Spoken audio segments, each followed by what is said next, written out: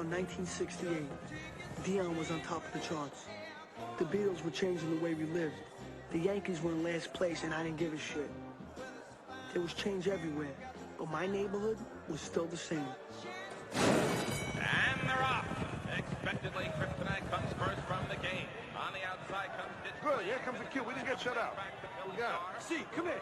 You get it in? Yeah, I got it in, Sonny. It's all on Kryptonite. Beauty. We got it. You hold. You hold.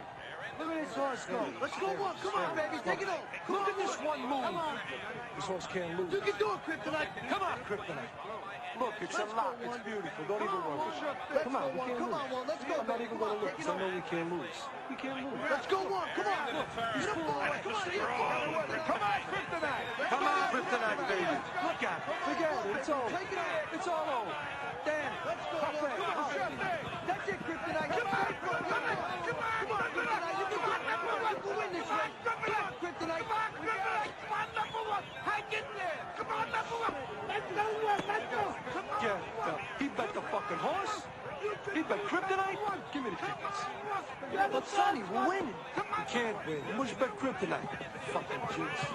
Come on, you're the boss, number one. 5 links in the lead. Come on. We've been mushed. Come on, Kryptonite. Come on. Hang in there. Hang in there, guys. You're the boss.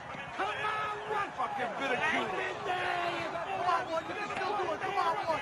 Come on, Kryptonite. Come on, Kryptonite. You can still do it. Come on, hang in there. Hang in there. Come on, take it home. Come on, Kryptonite. Hang in there.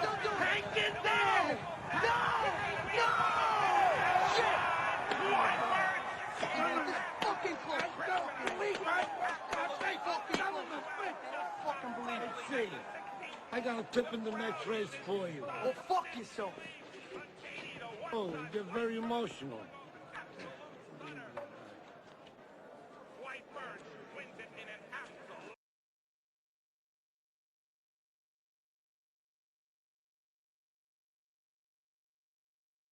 Oh, now we'll go live. So, Mickey, welcome aboard. And first, I got to give myself one of those.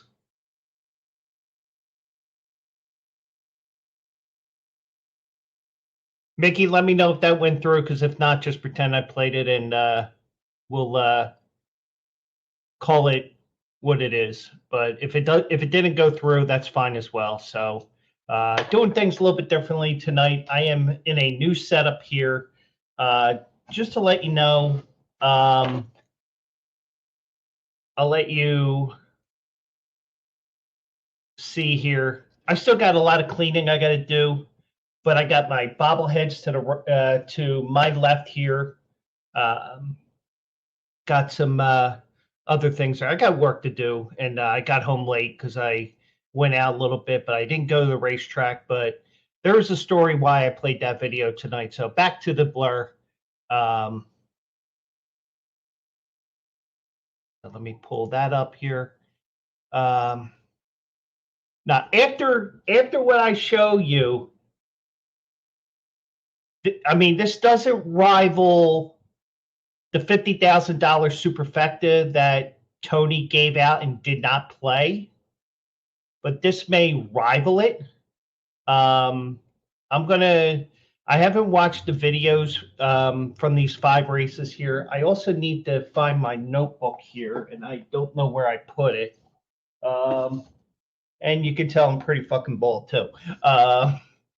Shit, what did I do with that book? 1 second here, everybody.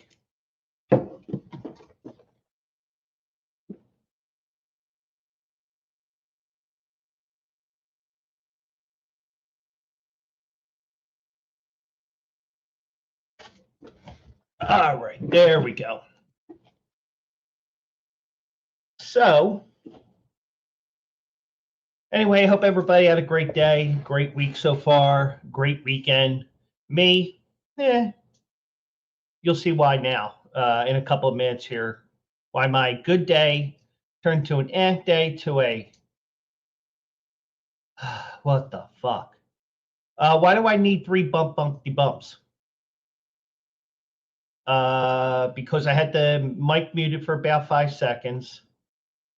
Because I didn't have my notebook. What's the third one, Mickey? Yeah, that's one. The mic is 2. Oh, 3 is about what I'm about to show you. Okay. So today I was going to go up to Parx on my day off. I had a day off today from work because I forced myself into work on Sunday so I can get time and a half for Sunday. And I thought, you know what? Fuck it. I'm going to play Parx. I'm going to go up to Parx. You know, afternoon out, weather's going to be about 60 degrees, perfect weather.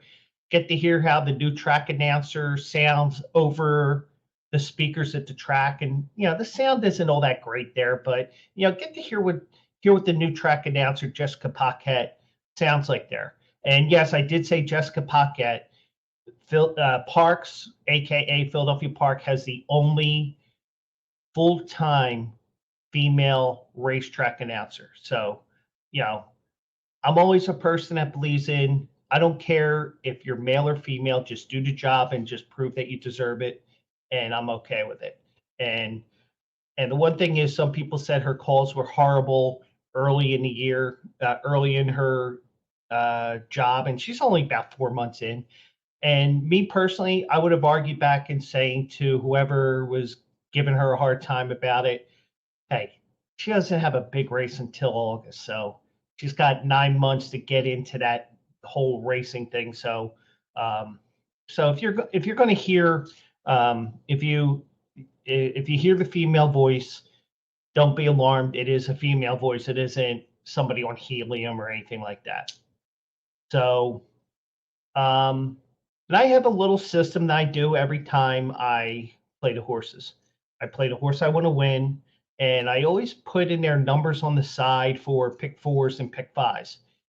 And basically what that means is, the pick 4 means you got to pick the horses in 4 consecutive designated races, 4 sequential races. So, so for the pick 4, it was races 8 to 11. I'm going to show you, and the pick 5, which is the last 5 races of the card. So I'm going to show you all 5 races.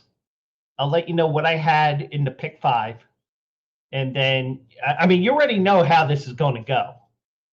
You already know how this is going to go, don't you? I mean, we could get that bumpy bump going right now if I really wanted to, but not the Big 5 sporting goods, no, or not the Big 5 in not the Big 5, which is the informal basketball league of college basketball here in Philadelphia.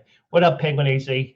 I got to play these 5 races because Penguin AZ will mention to Play Action Reel about this probably if he doesn't watch this after the fact. First, let's go to race 7. And what I'm going to try to do,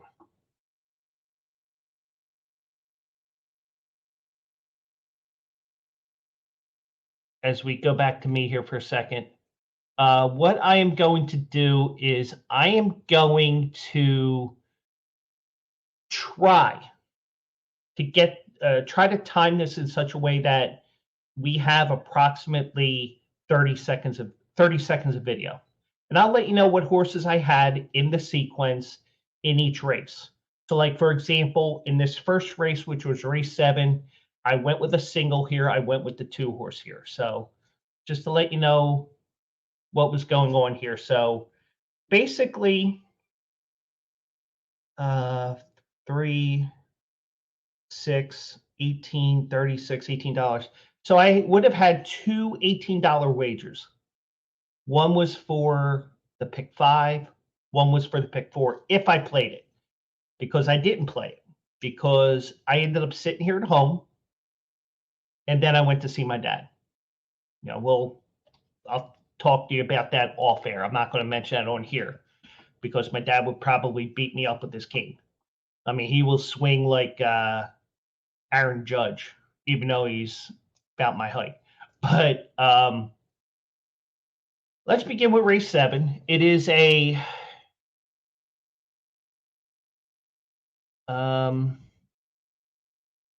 it is a 5.5 furlong race here.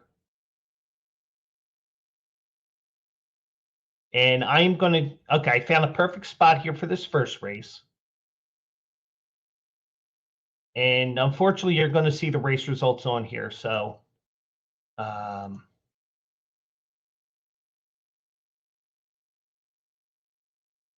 remember, I have the 2 horse, which is the white saddle cow on the horse.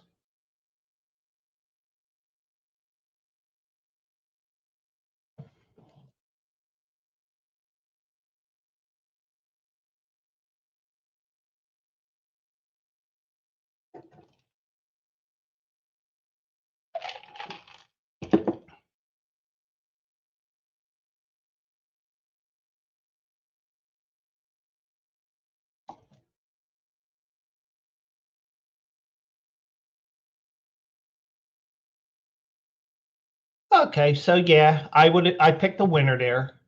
And granted, it only paid $280 to win, but that would get you started on the pick 5. Now, just to let you know how this pick 5 works, you do get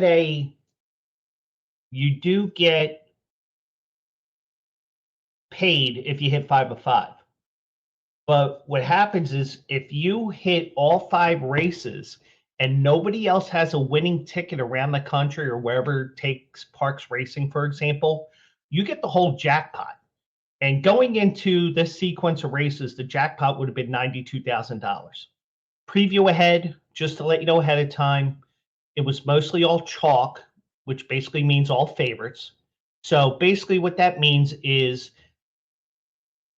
it did carry over to tomorrow's first 5 races. But I will show you why I deserve that bumpty bump. So I would be 1 for 1 here.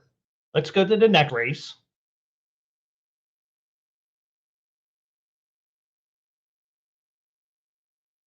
Actually, I can do it this way. Good. I can hide the. All right, hold on.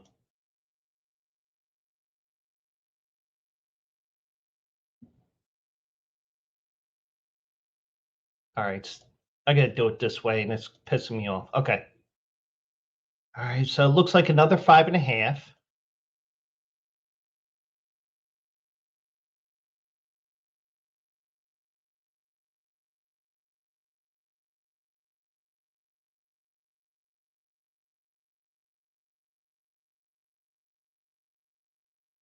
So in this race, I got the 2, the 5, and the 6. The 2 is the white saddle towel, the 5 is green, and the 6 is black with yellow numbering on it. So here you go. We'll pick it up about halfway through.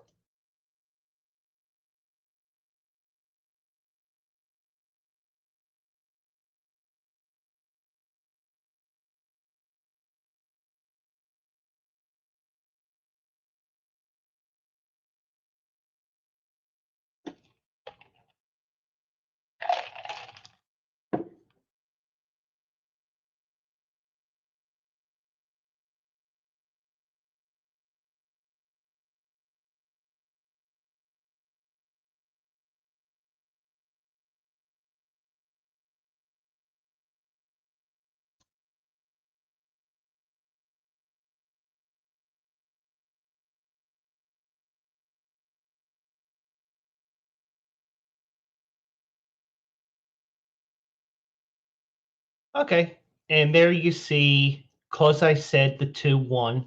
So I'd be alive. I'd still be alive in the pick 5, and the pick 4 I'd still be alive. So I'm 2 for 2 there. So now, granted, I was out and I was doing things, so I didn't keep track of it. I wasn't saying, "Oh fuck, here we go." So let's go to race 9.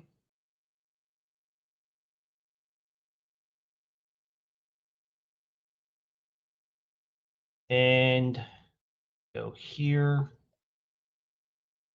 Okay, so in this 9th race, I got the 1 and I got the 9. So the 1 is red, as you can see. The 9 is a turquoise, and that 9 is all the way in the back. So Here we go.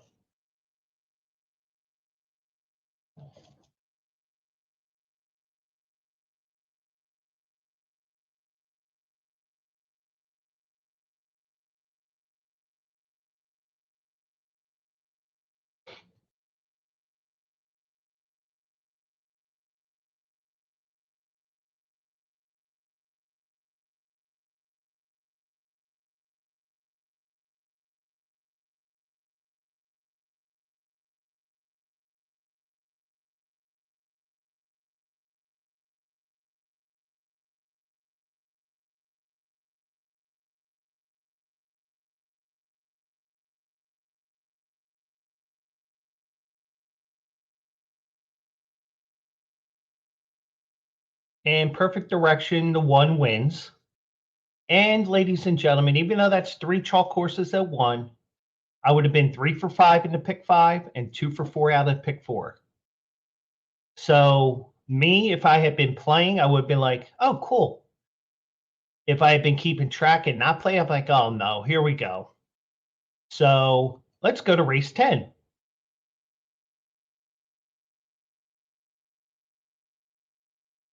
And in this race, I have the 4, which is 4 to 1, going off at 4 to 1. The 5 is 6 to 1. And that 9 is 14 to 1. That 9 will actually go off at 18 or 19 to 1 here. Let me push forward here.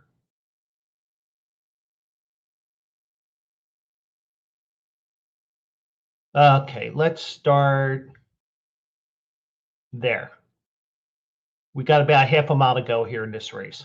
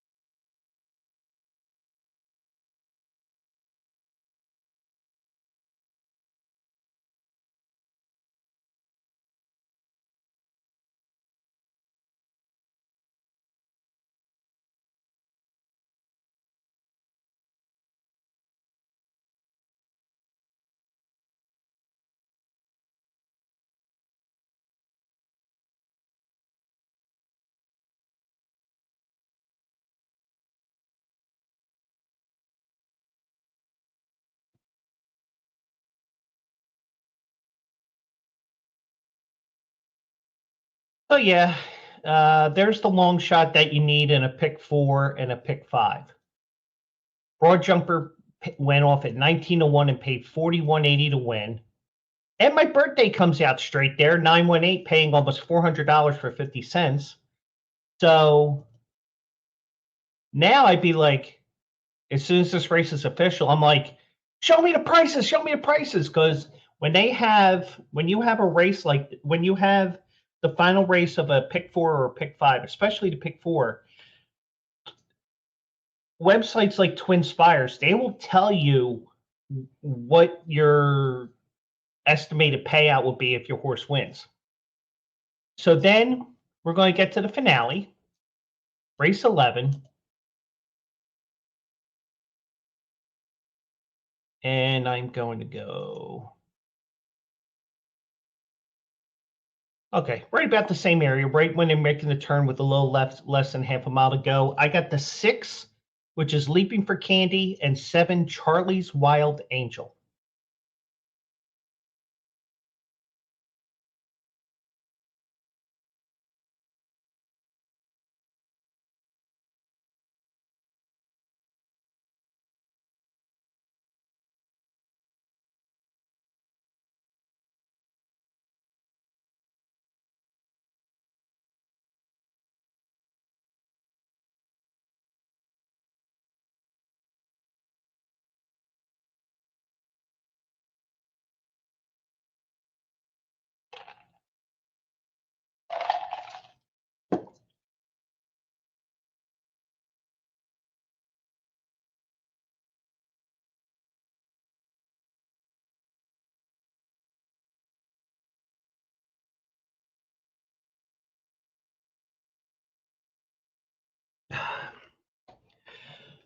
So now I have to play this just for I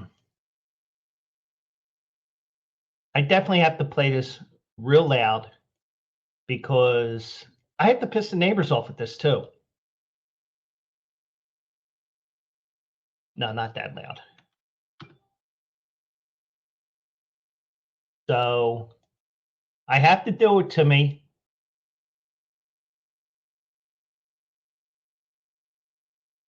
Oh, great. Now it's not playing.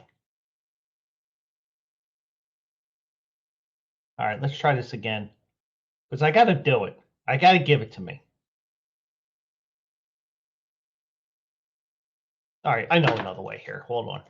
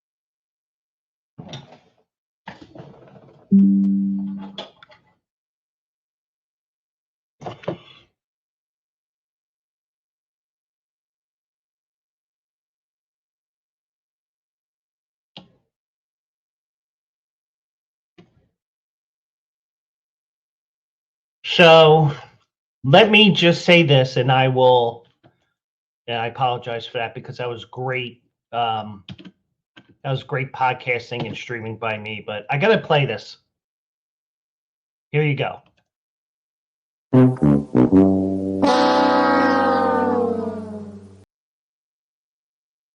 And here is the reason why I gave myself one of those. If I had played this, now you got to adjust the numbers a little bit because I'm adding 18 more bucks to both pools, and then there's a takeout, and there's me with another winning ticket. So I'm going to estimate with this. So there you go. The pick four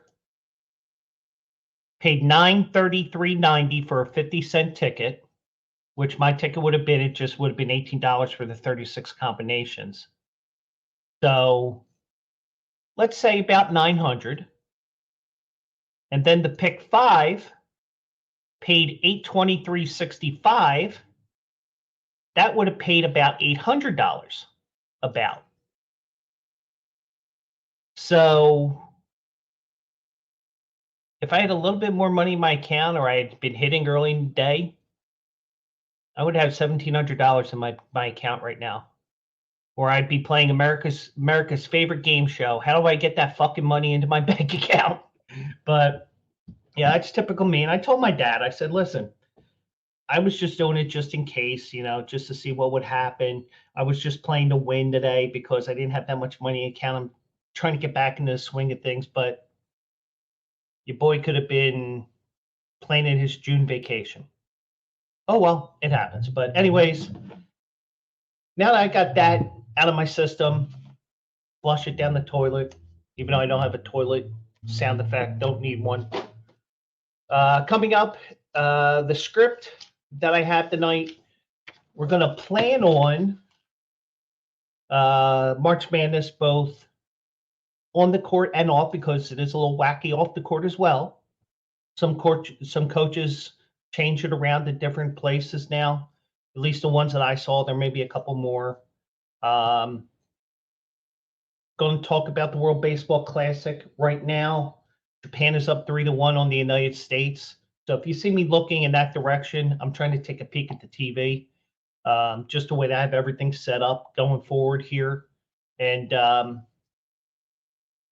also, we'll get back into college basketball because I need to rip Antoine Davis.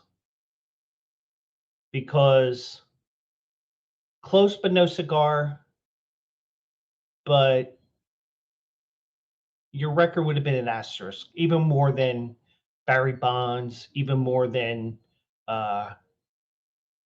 whoever you want to add there to it. So that's what we have planned here tonight after I put some salt in my wounds there. But, it wasn't that big of a deal. It wasn't like I was going to do otherwise. So, but anyways, so March Madness, crazy as fuck. Purdue lost in the first round to Fairleigh Dickinson. And yeah, 3-1 Japan right now. Somebody did say, I think it was on Duncan Dad's show, I did say take Japan. Of course, I did not play it. Typical me. But anyways, Fairleigh Dickinson won a round. Princeton, the 15 seed, is in the round of 16. I mean, it's been a crazy tournament. And also, congrats to the Indiana Hoosiers, as it became the 10th team to lose to the same school in men's and women's basketball.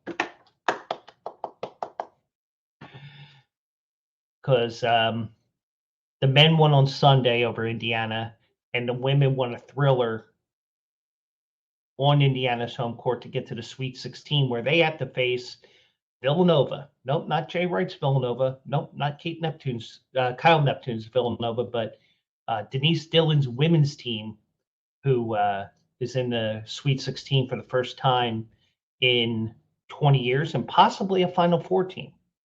Who knows? And if they lose to Miami, so be it. It ain't that big of a deal to me. As long as you don't lose and embarrass yourself and lose by 50, or you don't lose on a bad call. That's what I would say. But yeah, so we got 16 teams left, and good luck figuring out who's going to win this tournament. Purdue's gone. Kansas is gone.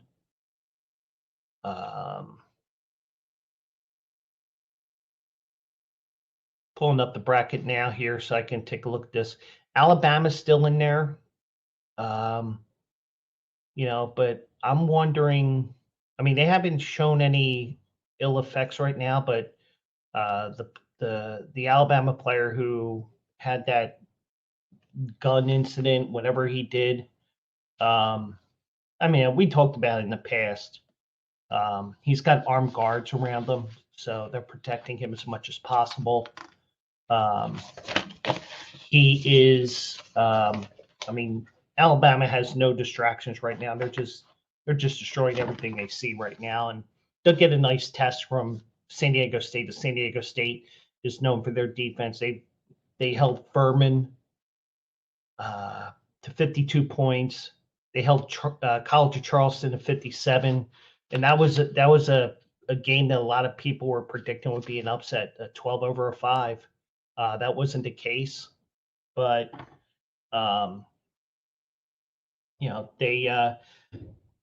you have an opportunity now to. I mean, these teams are 2 wins away from going to the Final Four in Houston. Hello, and we'll see what happens there. But so in the South region, we got Alabama taking on San Diego State. That is a 6:30 game on Friday. And Creighton and Princeton play the nightcap at 9. Those games are on TBS. The games that are on CBS will be the Midwest region on Friday. Houston plays Miami, and Xavier plays Texas. So that's the bracket that held up the most.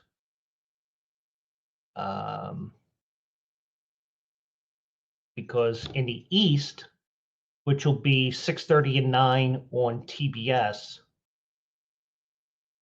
FAU, which, it was interesting because I'm looking at the bracket right now, and they mentioned on CBS for round 2, Fairleigh Dickinson wants to be known as FDU.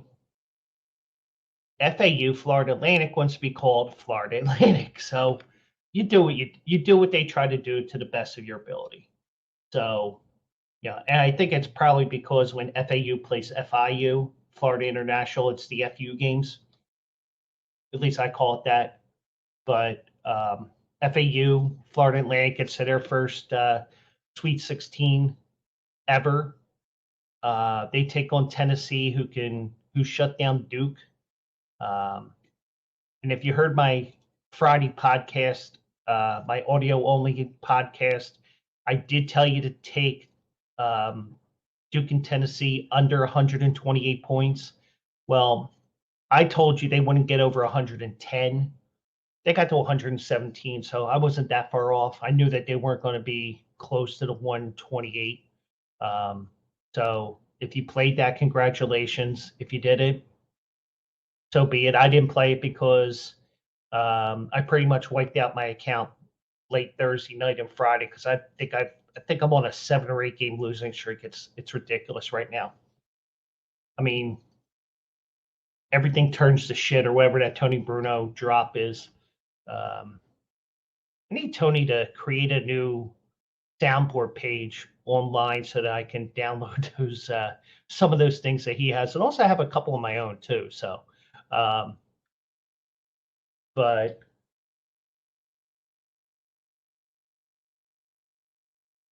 and I'm just peeking here. Okay, Mookie Betts got on base there, and forgive me, I don't have the TV in a good position here to watch and talk at the same time here. So, anyways, in the East we got Florida Atlantic and Tennessee.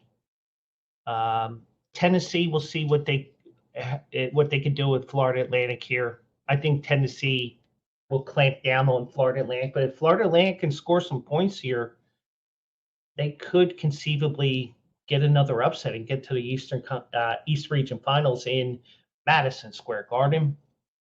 And I should have known this was coming as well. Kansas State, now not that part. Kansas State beat Montana State and they beat Kentucky over the weekend. They played the early game on Thursday night. They are taking on Michigan State. And this Michigan State team is probably your typical Michigan State team that gets to the Final Four. And what do I mean by that? They're a 6 seed, they're a 7 seed like they are this year. You know, they're the under the radar team that busts brackets. At least those that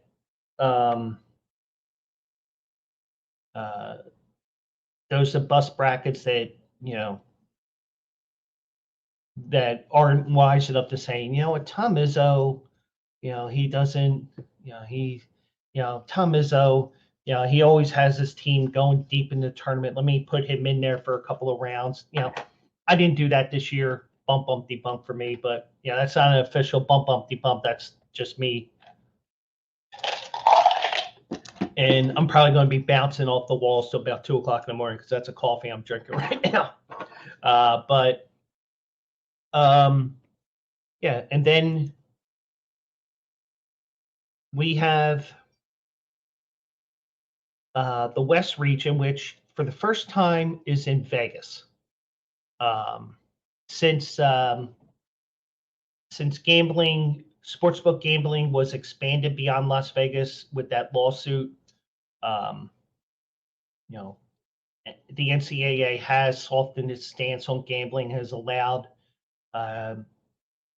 tournament games to be held in states where sportsbook gambling is wagering. So that's why you see Las Vegas as the West Regional. There's a fascinating article on ESPN where because of it now, they're getting the Frozen Four in 26, I believe. They got the Final Four in 28. I probably could. I may go to the. I'm going to see if I can go to the Frozen Four. Never gone to a college hockey game, but who knows? Maybe I'd do that. And that would be about this time of the year toward the end of March, so beginning of April. So that would be a fun thing to go to. It probably be at T-Mobile Arena, and if I get my reservations early enough, I can stay across the street at the Excalibur and just walk over to T-Mobile Arena. But if not, hey, I'll find a spot to stay, crash. And my opinion on hotels in Vegas is basically a place for me to store my luggage for 3 days, 4 days, whatever it is. I don't stay more than 3 days in most cases. One trip I stayed 4. It's a place to store my my luggage for 3 or 4 days, and a place for me to sleep at the end of the night. So, but it's all fun, and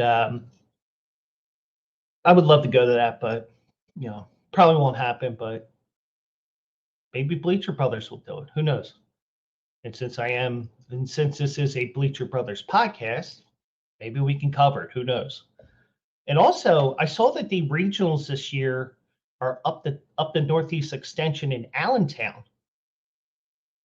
Wish I'd known that. Would have tried to hook up with one of my friends and say, "Hey, you want to go to this?" But it is what it is. So fascinating article on ESPN about that as well. So, and in the West we have Arkansas, who upset Kansas.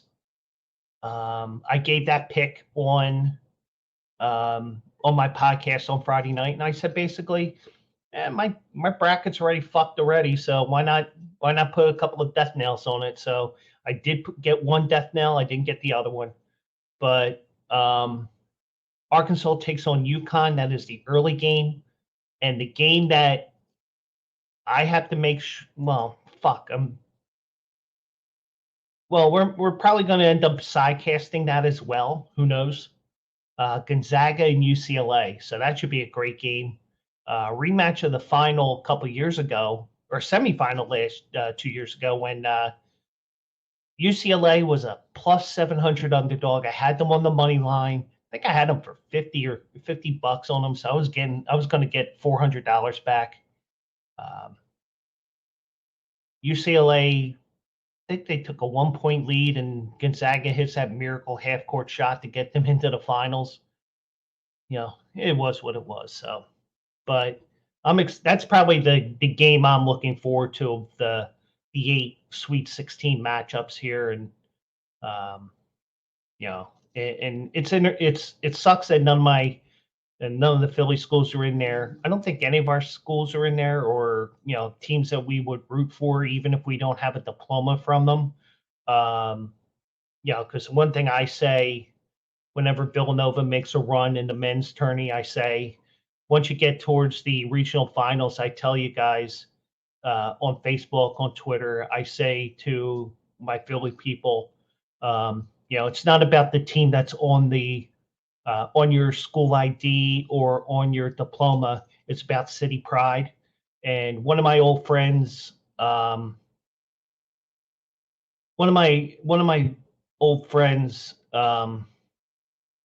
got into a pissing match with me over it because he took it the wrong way.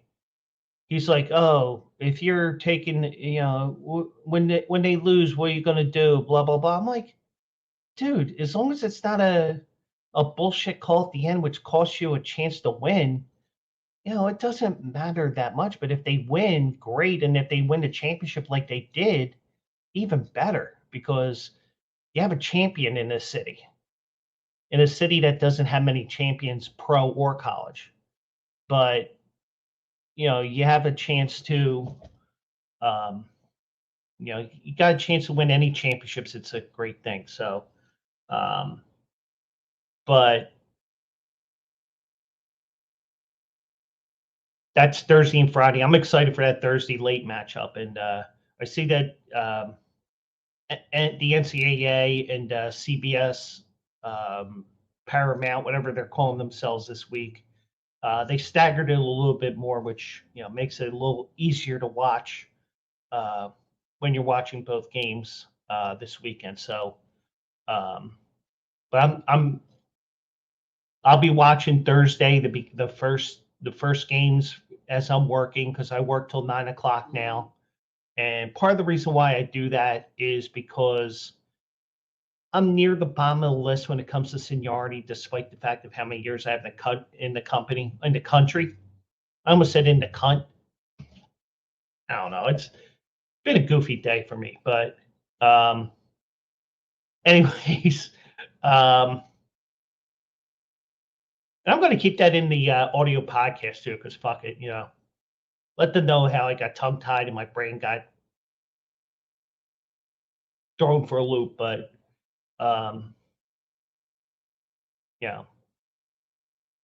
we'll see what happens with that. So I'm working till 9 because I'm near the bottom of the list, but I still have enough people below me where my schedule can still fluctuate. Now, unless somebody with more seniority than me wants that closing shift, they can bump me out, but I need 2 people to bump me out. But because the way that everybody wanted their schedules with the new hours where we're open till 9 o'clock at night, I have an opportunity to have a stable schedule most days and nights. So instead of dealing with getting done at 9 and then having to start work again at 10 o'clock in the morning instead of working a 1 to 9, I can now say, guess what, people? I'm smart enough to have a steady schedule of 1 to 9, which I don't mind, especially working from home, because I can run to the store in the morning. I mean, one day, I think Monday or Sunday. No, it was Monday, yesterday. I walked over to Dunkin' for breakfast. Why not? I had 3 hours to kill because I woke up early. But yeah, so just the way it is. So so we have the madness on the court, but the men and the women, I mean, I followed the men more than the women. Obviously, it's not a sexist thing. It's just that it's a the men's tourney is more readily available, and you know what 4 networks they're on. It's a little helter skelter with the women's schedule. And we did survive March Madness in another way, because once Tuesday comes around, it's like, what fucking channel is True TV? Since I still have cable, and that's because I got the internet, I got everything else, I got just about everything. I have it I have all of it just because I do. A lot of people say, well, why don't you cut the cord?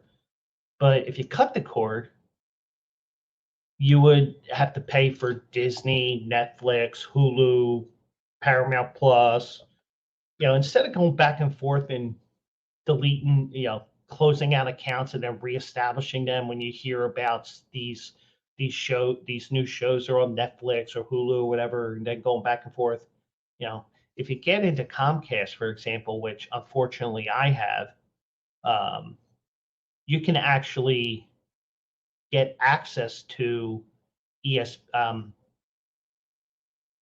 Netflix, HBO Max, and a couple others, but you get the idea. But yeah, I mean, the madness is figuring out once again what channel True TV is, because I don't think there's many people out there to watch True TV. But now I said that there was madness on the court. We also have March Madness off the court, because we had coach firings, and we've had some hirings. Now, the big news in men's college basketball is that Rick Pitino moved from Iona to St. John's today. Well, actually yesterday, but they had the press conference today. He was named the new coach yesterday of St. John's, returning to the Big East Conference with the ambitions of restoring the Red Storm to national prominence. Red Storm hasn't been nationally prominent since 1985, but the school announced Pitino's hiring, but did not disclose terms.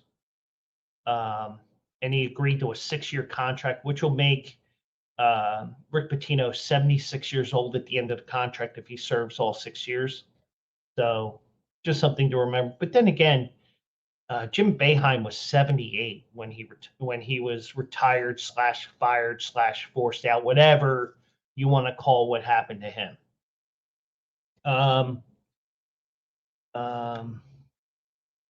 Pitino did tweet a couple of things yesterday. He said, "I'm not sad it ended. I'm so grateful it happened."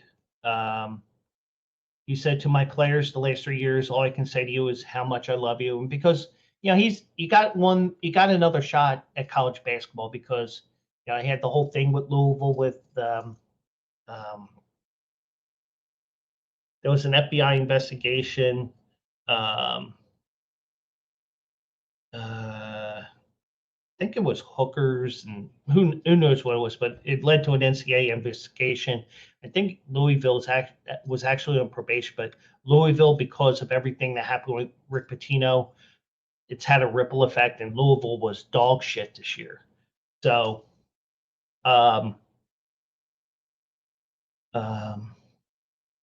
now he replaced Mike Anderson, who was fired, and I'm going to have more on Mike Anderson here in a moment.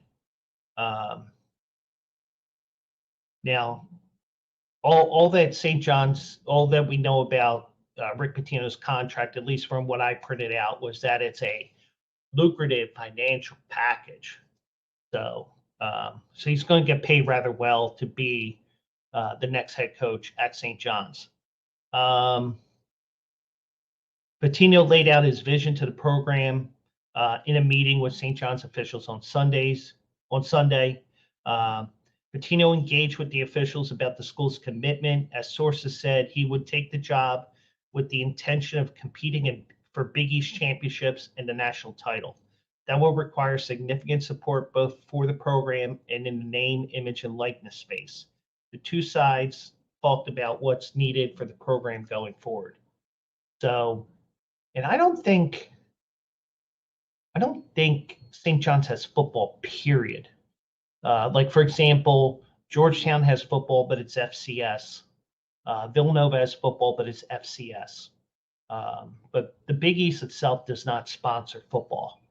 If you have a football program, you're probably 1AA, except for UConn, which is actually an FBS school, but they play as an independent, which is a big mistake, even though Jim Mora, the son,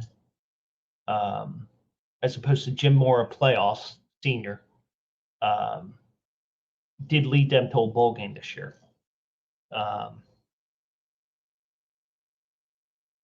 Now, St. John's has been to 2 Final Fours in its history and reached just 3 NCAA tournaments since 2002. So there's a lot that they have to do here. Now, Pitino has not only won 2 national titles, but he's also coached in 23 NCAA tournaments. So, and also his name as well, that's going to draw people to play at St. John's as well. And it's more of a commuter school, but they do recruit outside the New York metro area as well. So, so it'll be interesting to see how he does there. I root for Rick Pitino except for when his team plays against Villanova over the next 6 years. So, so that was the Rick Pitino hiring, and I mentioned Mike Anderson being fired. He is suing St. John's University. Well, let me rephrase that. He's filing an arbitration lawsuit against the school after he was terminated for cause. And basically what that means is you violated something in the contract. And when you violate something in the contract, like, for example, the coach that was at Arkansas, Bobby Petrino, he got into an accident on a motorcycle and he was cheating on his wife with a secretary. So he violated numerous bylaws and stuff in the contract. So he was gone with cause, and rightfully so. But in this case, Mike Anderson was terminated for cause here Now, Anderson would have been owed $11 million if he had not been fired for cause, and he believes he was wrongfully terminated. The school had been in serious talks with Rick Pitino, as you know, as I mentioned, and hired him. Anderson, according to the termination letter obtained by ESPN, Anderson was fired for failure to create and support an environment that strongly encourages student athletes who are in the men's basketball program to meet all university academic regimens. Failure to perform your duties and responsibilities in a manner that reflected positively on St. John's University. In actions that brought serious discredit to the school and a failure to appropriately supervise and communicate with your assistant coaches. So there's something going on behind the scenes if these allegations are true. And this was a bit of a surprise move, if you ask me, because I thought, St. John's has been in the doldrums for 20 years here, and they got it. They got to continue on here, but Mike Anderson denied the allegations. He said that I vehemently disagree with the university's decision to terminate my contract with cause. The foreclosed accusation is wholly without merit. I will be aggressively defending my contractual rights through the arbitration process. So this is something that's going to come up here over the next few months, and we'll see what happens here. And I'll probably miss what the end result is of that suit, the arbitration case. So who knows? But if a university's firing you for cause, something is going on, and where there's smoke, there's fire, and it's rare that you see somebody fired with cause. But it did seem a little weird that St. John's did fire him after they lost in the Big East Tourney, but especially because they almost defeated Marquette in the Big East Tourney. So,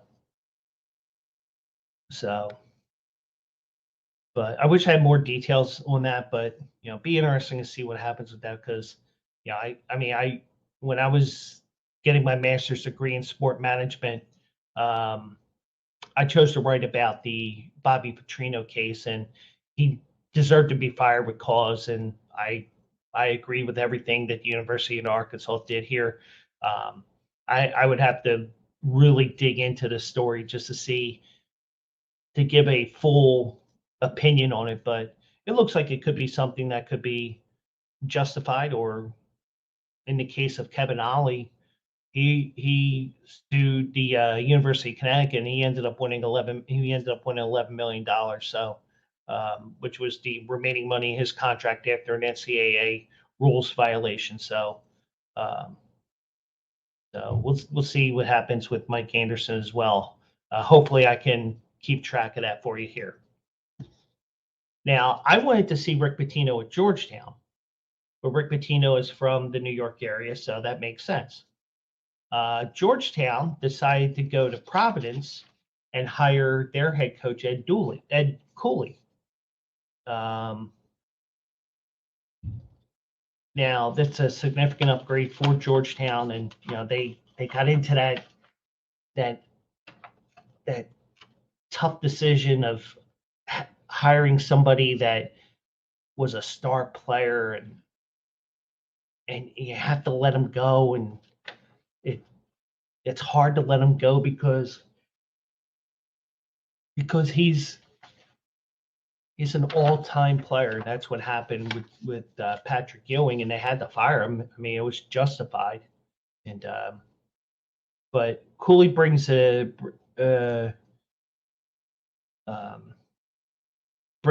mentality of, and his team's always overachieved at Providence.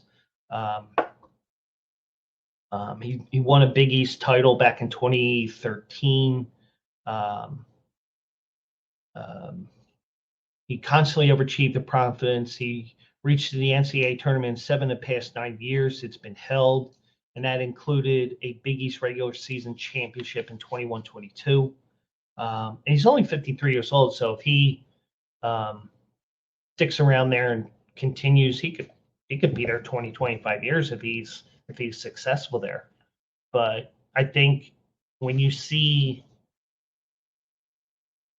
the chasm between the top 5 or 6 teams and maybe a couple of teams below that in basketball, and then you see your team there, you got to make the move. And it was unfortunate what happened to Patrick Ewing, but it had to be done. So, but Ed Cooley goes to Georgetown. So, and I think Schwarber went yard.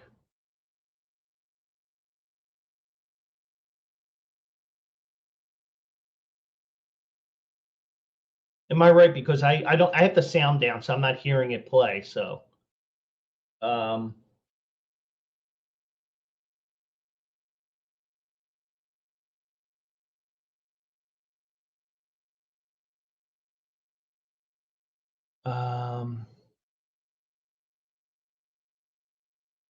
yeah, Schwarber homered 436 feet, about 60 feet short of his home run that he hit in the NLCS off of, ironically, Yu Darvish, also known as You Suck Darvish.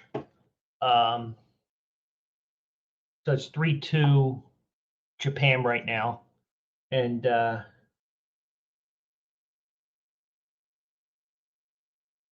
yeah, that was another big boy homer by Kyle Schwarber. It didn't matter if you had any shift on him or not, whether you could shift or not, because that thing was going. And he had a rocket out to right field.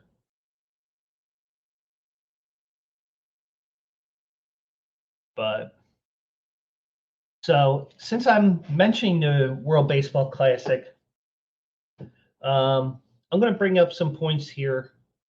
And one thing I will say, this is more for those that are going to be listening on the podcast after I post it later tonight. If you ever join me at nofilter.net, you have that little knock button, which is over on the right-hand side. For me right now, because I'm streaming, it's on my left, but on my right-hand side, on the right-hand side of the screen, you will see a little fist. Anytime this is an interactive show. It's even more interactive than when I was on Twitch, even though they did bring up a feature. I forget what it's called now, but it wasn't there before I moved my shit over to here on No Filter. But we're very interactive here,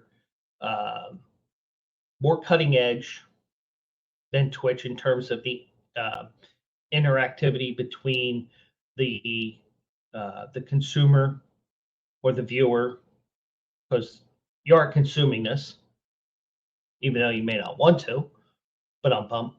Or, very, very interactive here. You click on that fist, you just accept the alerts here, and the boob button. I'm trying to think of a joke here. My brain's fried, so had a rough day today. And that's not about the horse racing game. It's just the day in general. But, if you want to talk, hit that fist. I'll bring you on. But, allow, in case you need to, accept the program, the page to accept your microphone and your camera, or at least your microphone. But it'd be nice to be both, since I'm showing you my ugly face, especially because I haven't shaved in a couple of weeks. You click on that fist, I'll bring you in, and we'll shoot the shit. And even if I bring in somebody special that I want to talk to on the show here, It's not going to be an interview. Everything's going to be a conversation.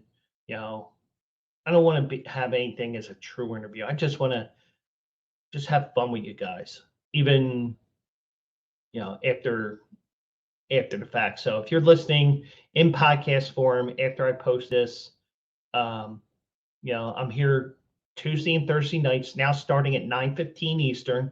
That gives me 15 minutes to get my final thoughts ready and get you set up for the show. So,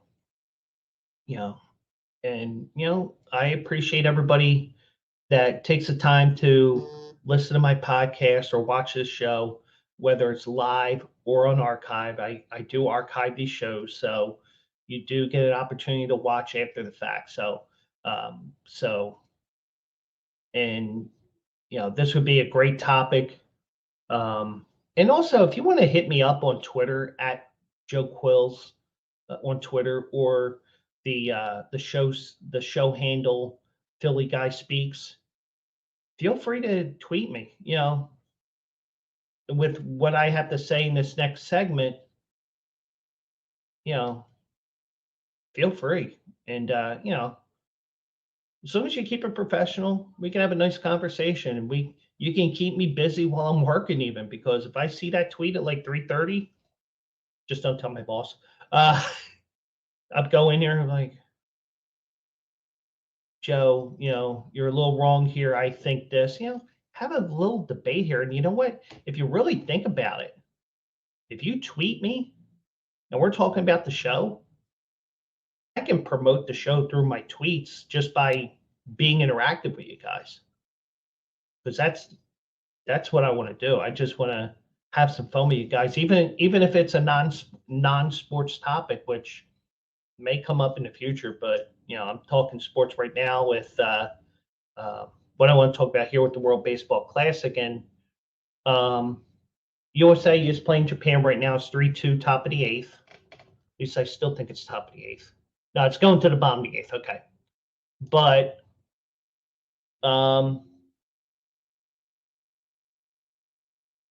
and the problem is, this is the first World Baseball Classic in 6 years. Part of it's because of the pandemic.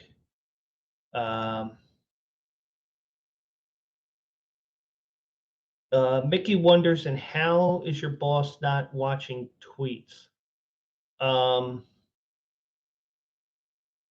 He may not have Twitter. And even so,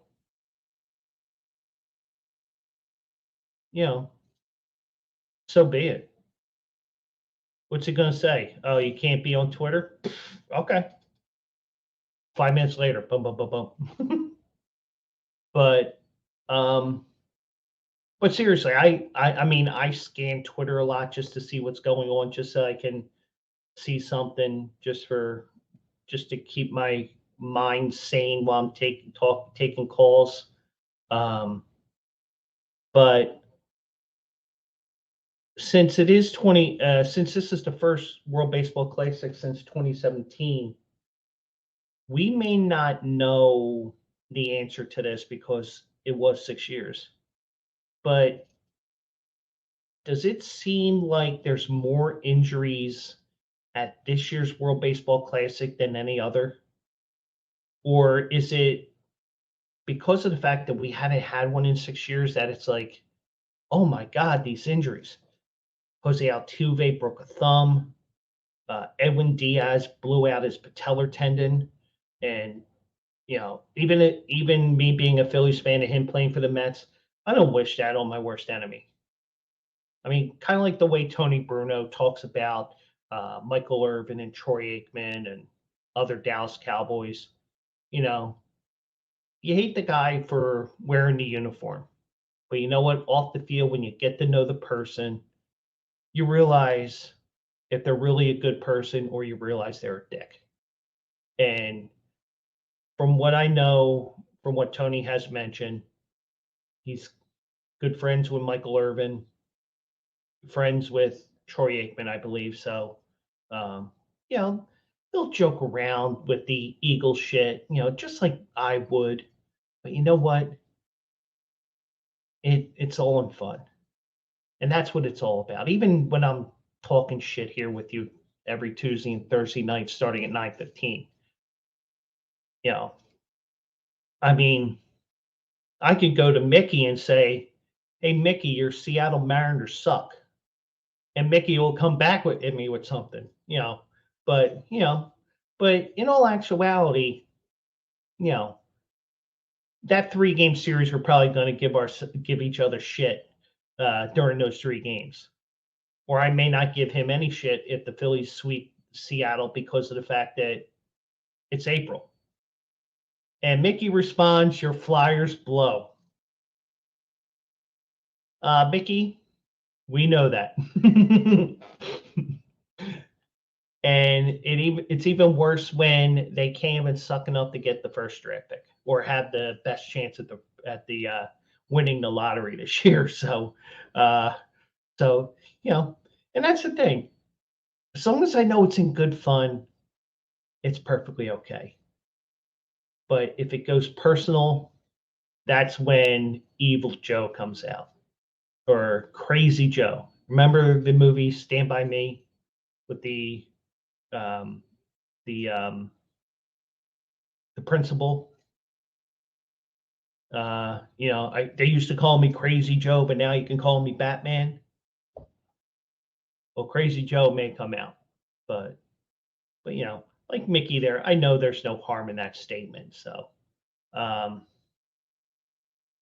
what's bad is the Flyers lost 2 to the Kraken. Yeah, but the Flyers are horrible. You have a rudderless ship. You have a front office which is all with Flyers alums that did not earn the position. And even I joked around with Danny Briere becoming the interim GM. I said, wait a second, he's not qualified for this position. He didn't fail upward like Holmgren, Clark, Barber, others. But the Kraken are an improving team. It's just that the Western Conference for most of the year, and I don't know the standings off the top of my head, so I'll tell you this: the West for most of it is pretty much interchangeable. You could drop from 1 to 6 in a matter of 2 days because they were so close together. Because the Eastern Conference with Boston and Carolina, they were skewing it more towards the East this year. And, you don't have that 103, 102, 89, 87, like that usual distribution of 1 through 4, if you want to go further, 1 through 8. But, the playoffs are going to, the playoff run's going to be crazy. At least I think it would still be crazy here. Let me pull up the standings here real quick. But going back to my statement as well, Altuve got hurt. Edwin Diaz got hurt. Freddie Freeman hurt his hamstring. And Freddie Freeman's going to get to my point here. And Phillies backup catcher Garrett Stubbs had a minor injury as well. Garrett Stubbs played for Team Israel. Freddie Freeman played for Canada. And, for example, I did a Google search last night because I had post-game of the World Baseball Classic semifinal. And I'll get into that in a couple of minutes, Mickey, because I do want to finish my point here about the World Baseball Classic. And I'm going to talk about that quote from Keith Olbermann in a couple of minutes.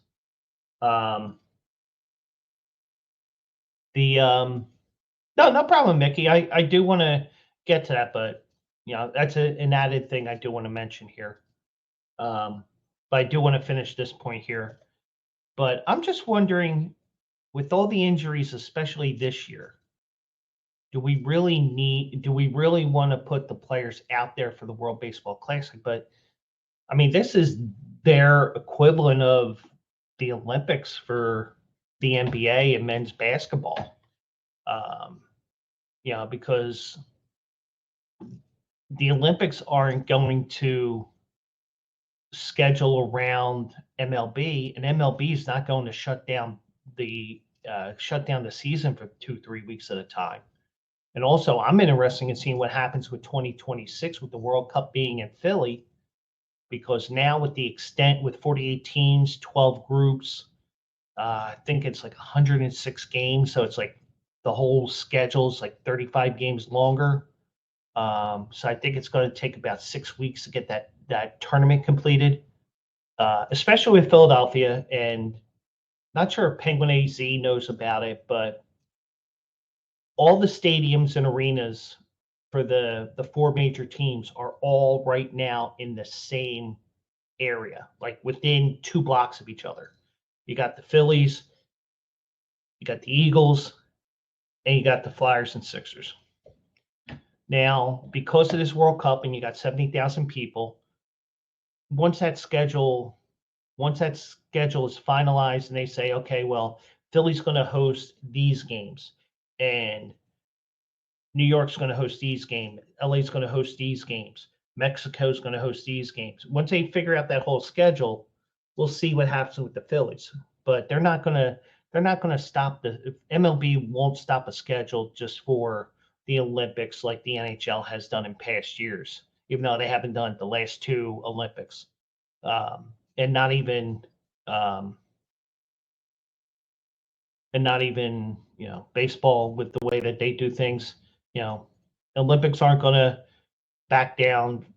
They're not going to bend the schedule for them, and baseball's not going to do the same either. So the World Baseball Classic is their Olympics basically, and right now Japan's up 3-2, bottom of the 8th, and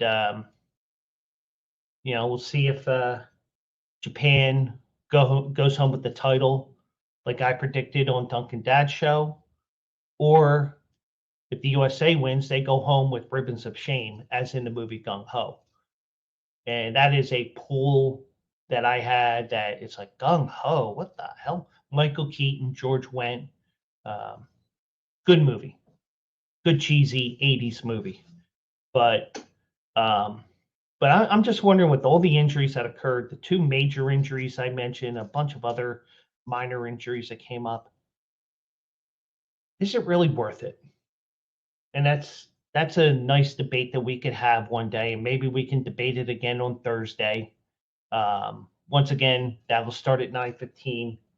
I'm pretty open with topics right now, so I may even do Thursday as a watch along, a sidecast. Who knows? We'll see what happens with that. But either way, like even with Japan, they have Lars Nootbaar from the Cardinals on the team. I'm like, Nootbaar is not a Japanese name, and that's going to lead me to my point with Keith Olbermann. And I am going to share this page because I want you to see this tweet. And I'm not totally against what Keith Olbermann said. It's just the way that he said it that really pissed everybody off. So let me go here. And let it come up here. So there's the tweet. There's the first tweet here. Let me get rid of that video here before it starts playing because that'll annoy me. Keith Olbermann says here, as you see, first Freddie Freeman, now Edwin Diaz. The WBC is a meaningless exhibition series designed to get you to buy another uniform, to hell with the real season, to split up teammates based on where their grandmothers got laid. Call it off now.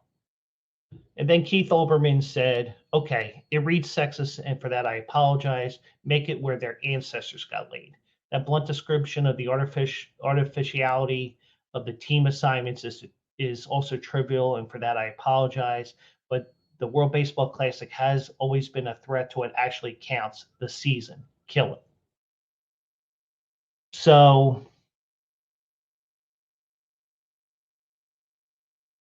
my question is this, and And even if you're watching after the fact or you're listening to the podcast after the fact, I am more than happy to take your responses to this as well.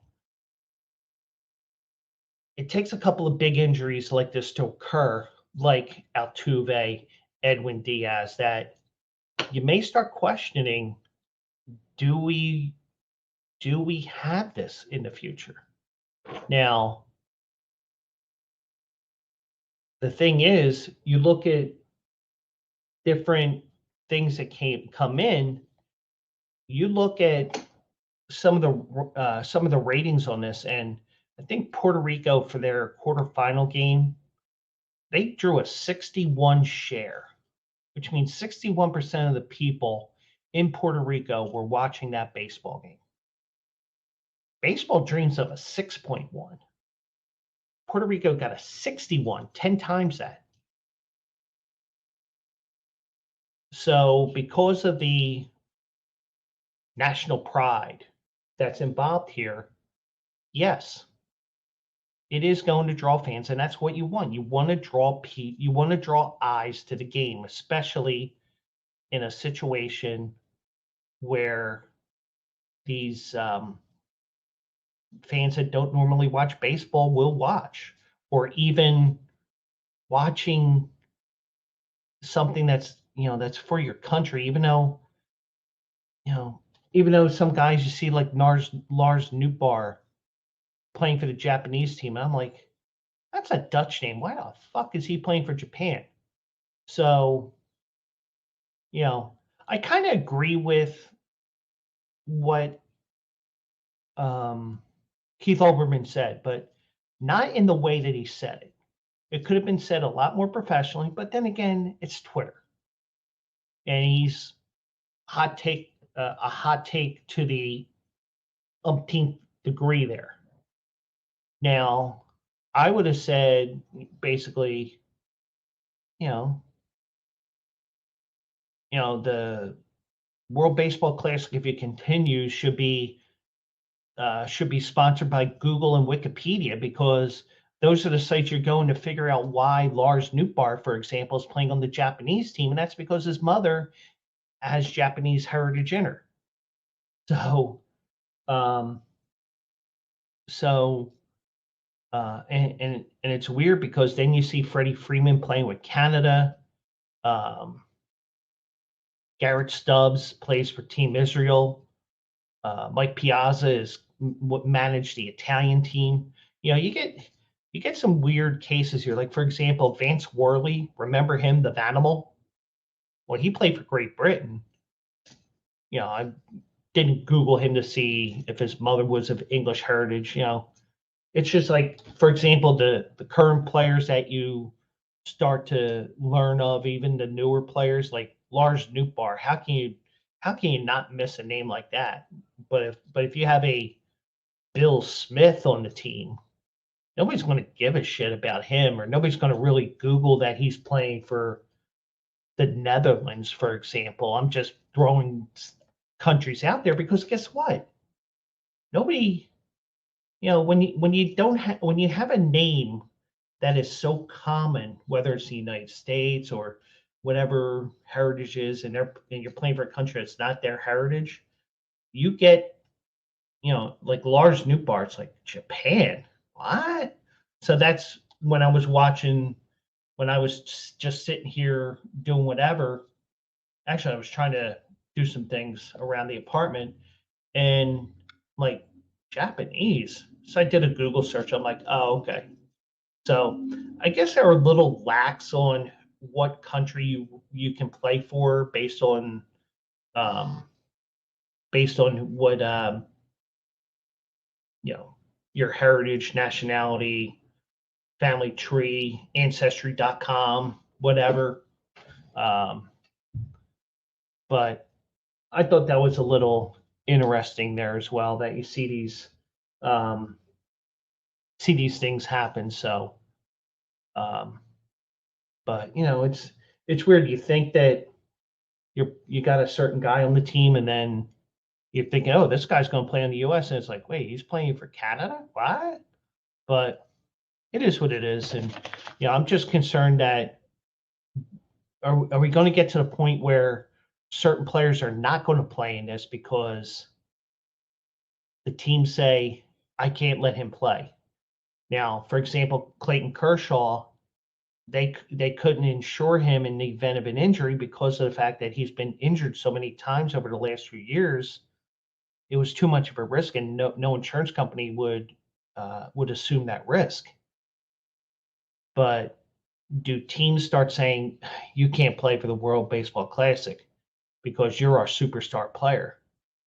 But you know what? For example, Mike Trout, who may get to face his teammate Shohei Ohtani here in the 9th inning, guess what? You could have, this is probably the only championship that Mike Trout will ever win unless he gets traded to another team because he's stuck there in Anaheim with that insane contract. I mean, it's not insane in terms of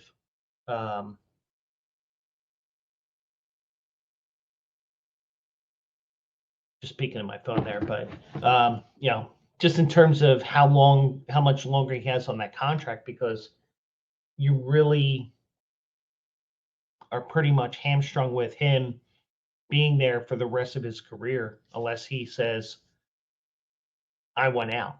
Now, you're going to say, well, no trade clause. Well, basically, just a little thing about the trade clauses as well. No trade clauses are basically, if you want to trade me, you got to tell me where I'm going. That's all it is. Let's say I'm in baseball. I got a 10-5, which means I am with the major league. I'm in the major leagues 10 years. I've been with the same team for the last 5. I could say, or they put the no trade clause in my new contract. I could say, well, guess what? You got to come to me with that contract, or you got to come to me for that trade. That's all it is. I'm not going anywhere but here. For example, Mike Trout, he could basically say, well, okay, Angels, you trade me, but I am only accepting a trade to the Yankees or the Phillies. Or he could just say, I'm only playing for the Phillies. Get it done. And it may take a couple of years for the Phillies to do that. But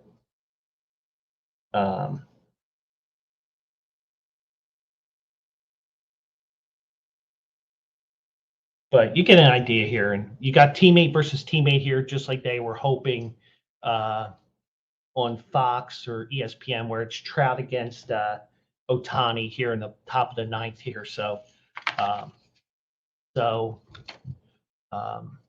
yeah. It's a tough decision here. I mean, it draws in fans, a source of national pride, but you got all kinds of injuries here, and it's a tough decision that you would make here because guess what? No, it's a tough decision no matter what you make, whether you keep it or not keep it. If you got something, you got to have substantially.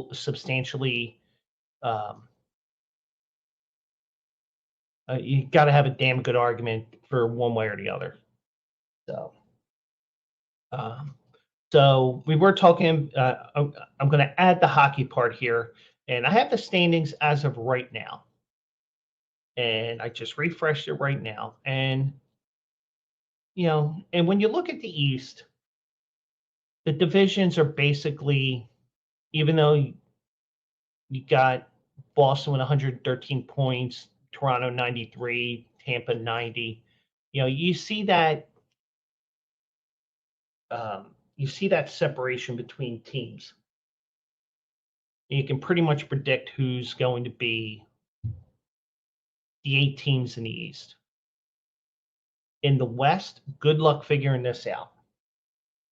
Now, for Mickey, the good news is the Kraken have one of the 2 wild cards right now. They also have 3 games in hand on Winnipeg. So I don't know if they're 7th or 8th right now. I'm not going to, I could look at the wild card standings, but that's not something I'm looking at. But in the Central Division, you got Minnesota with 90 points, Dallas with 89, Colorado with 88. And Japan wins, like I predicted on Duncan Dad's show. And then you got the West, the Pacific, I mean. You got Vegas and LA both with 92 points, Edmonton with 88, Seattle with 83. So it looks like we do know who the 8 teams are. It's just that there's so many different combinations there that who knows what to expect there. So yeah, you gotta. I mean, in the East, it's pretty much set who the 8 teams are and what order they'll pretty much be. We know who the top team in each division is going to be. It's just that in the West, those top 3 teams in both divisions, they could change 15 more times between now and the end of the regular season. So who knows what'll happen? But that's the point I was making, Mickey, because I know it was even tighter about a month ago. So there was a little bit more separation between 3rd and 4th in the divisions, but those 4th place teams in each of those divisions do have space on the 9th and 10th place teams in the conference. So they look like they will. It looks like Winnipeg and Seattle will be the 2 wild cards. So it looks like Seattle will be getting to the playoffs this year unless they totally shit the bed. But I mean, good for you, Mickey, that you got playoff hockey potentially next month. I will try to root for your Seattle team, but the problem is I got friends in Vegas too, so hopefully they don't meet up in the first round. Hopefully Seattle has to play. Whoever wins the Central, and the 4th, and Winnipeg plays that team from the Pacific Division, because they do crisscross them based upon 7 and 8. But yeah, the Golden Knights and the Kings both have the same amount of points right now. It's just a matter of how the rest of the season shakes out. And I mean, I haven't completely paid attention to hockey this year. I know I suck, but we're getting to the greatest playoffs in sports, because you can basically play hockey all night. And we saw it a couple of times recently. We saw a couple of 5 overtime games. We got the 5 overtime game with Tampa Bay in the bubble. Was it Carolina they played? And we also had the famous one between the Flyers and the Penguins, where Keith Primo beat Ron Tugnut in the 5th overtime. And that's a great thing about hockey playoffs. It's either going to end in the first 2 minutes, or it's going to go 2 to 3 overtimes. And when your team is not in the playoffs, it's the greatest thing in sports. But if your team is in the playoffs, it is nerve-wracking. And and I can imagine what my floor would be like, because I've heard what they were like during the World Series. I didn't really hear too much with the Super Bowl because I had 3 or 4 friends over here for the Super Bowl. But you do get some yelling and screaming when major sports events like the Phillies in the World Series, the Eagles in the Super Bowl, the World Cup. I did hear neighbors screaming because one is from another country. I don't know what country they're from. So they're way more into soccer than I am, but I was watching it as a fan, but not as a totally knowing everything. I know enough. Like I was telling my one friend who I used to work with, who I still keep in touch with on Twitter.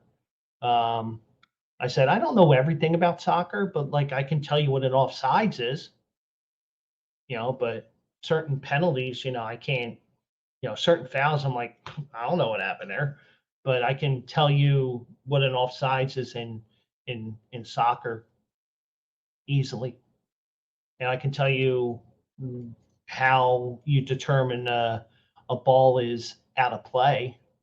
I can tell you that as well. But other than that, no. I mean, I got the basics. That's about it. And the object of the game is to somehow get that ball in that net.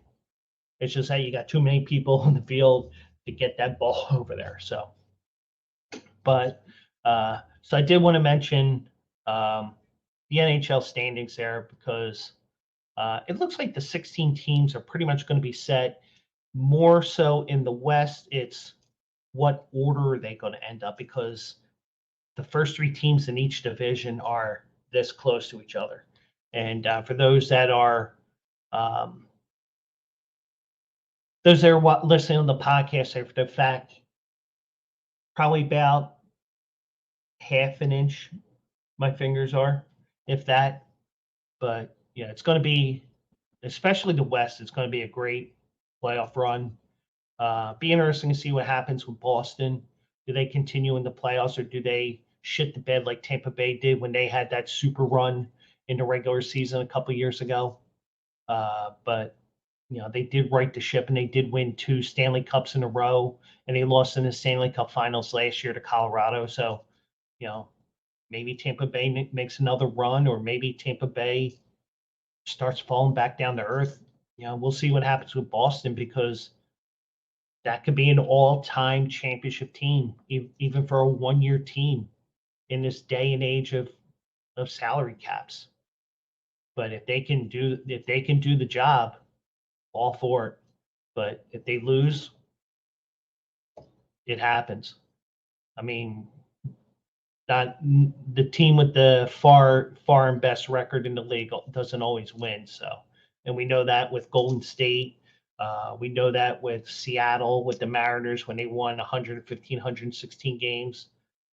There's other teams from the early 20th century that fell into that category as well. I'm not picking on Seattle. It's just I remember 2001 because they got to the ALCS and the Yankees said, "No, this is still our league." So, but yeah, it's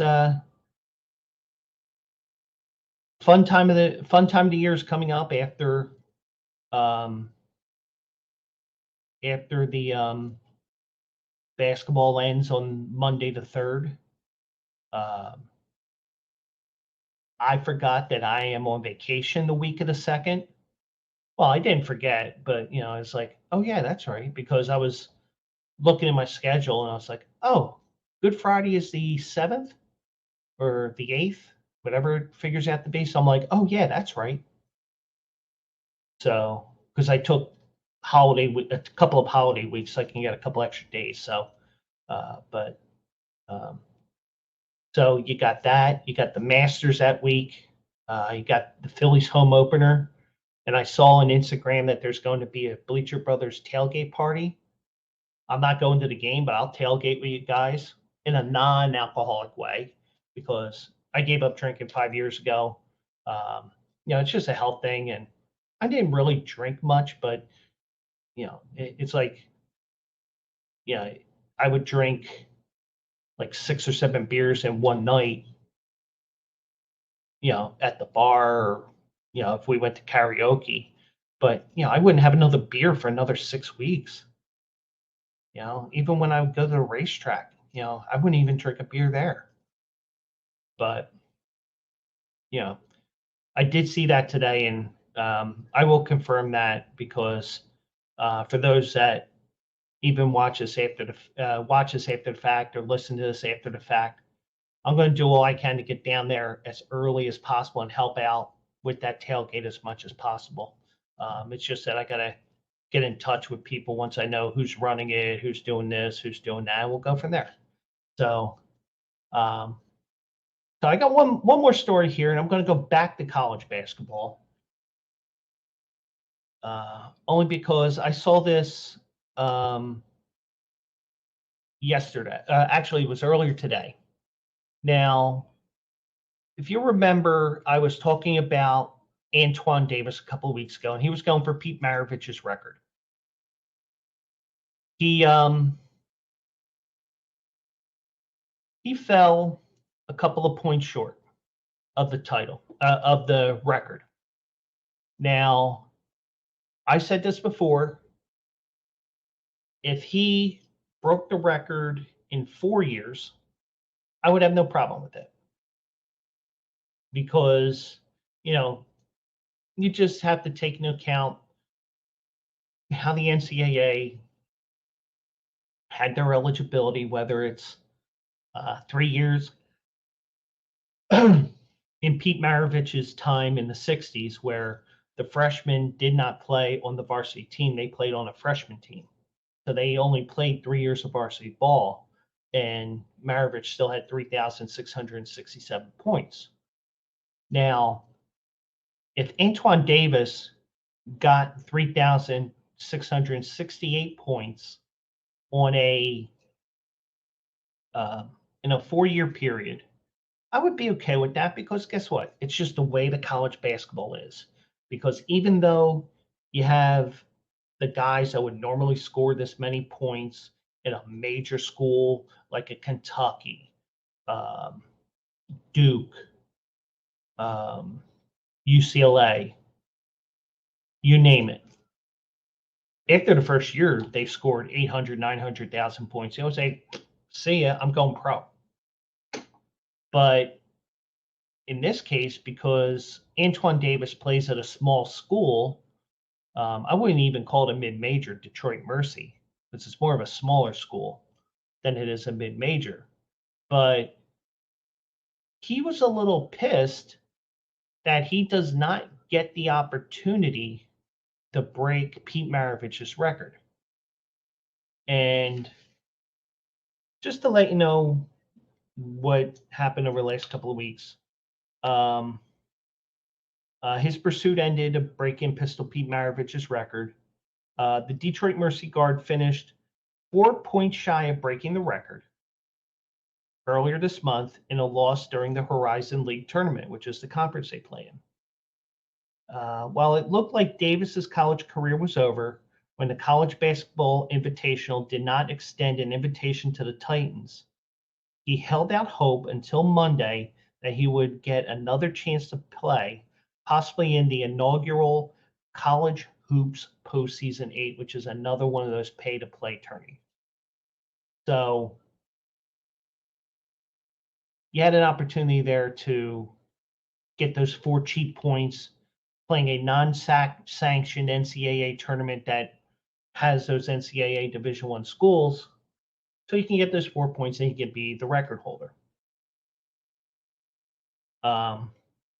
But also, before I mention the next part of the story, remember, because of the pandemic, even though his season was ended, because if you remember, the last tournament to close up shop was the Big East, because they started playing on that Thursday or Friday.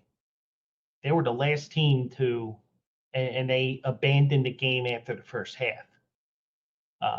But little by little, everything shut down once the one Jazz player found out he had COVID, second person on the team had COVID, and little by little, once we knew it was in the United States and it was starting to spread, and if you remember those 4 months where we had almost no sports, basically all we really had was games of horse, which was hokey with the way that it was. You had this person playing at their house and this person was playing in an abandoned playground, abandoned because, nobody can go outside. We're all locked into our homes. But even though the Horizon League that year probably did complete their tourney and they did have their conference winner who was going to go to the tournament, you did have their season completed. But what the NCAA did, because especially the spring sports did not field any teams because of the pandemic. And also you had basketball and hockey, just to name two major sports. Well, I'm talking in terms of college, Mickey. We did have baseball, but it was not until the end of July when the season started.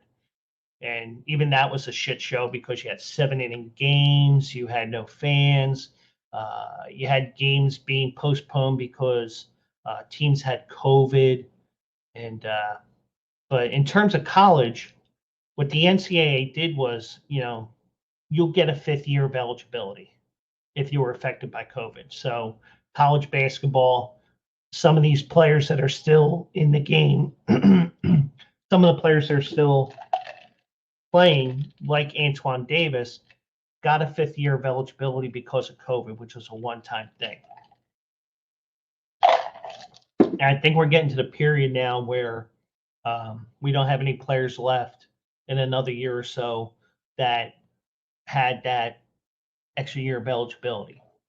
So remember, Antoine Davis had 5 years of eligibility because of COVID. Now,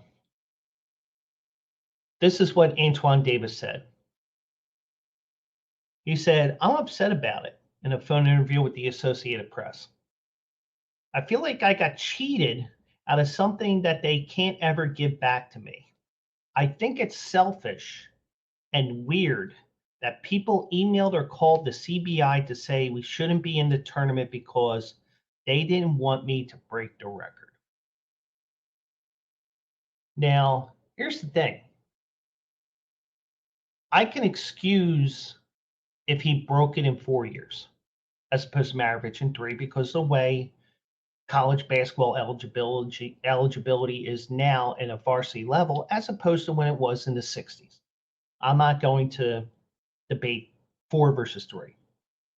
But when you're there 5 years and you have the opportunity of moving on to the next level or playing for that 5th year, and he even was in the transfer portal, went to BYU, made a visit there, made visits to other universities, and then decided, hey, Dad, because his dad is the coach, I'm coming back to the school. And that's the way the transfer portal should be. It's look around but say, you know what?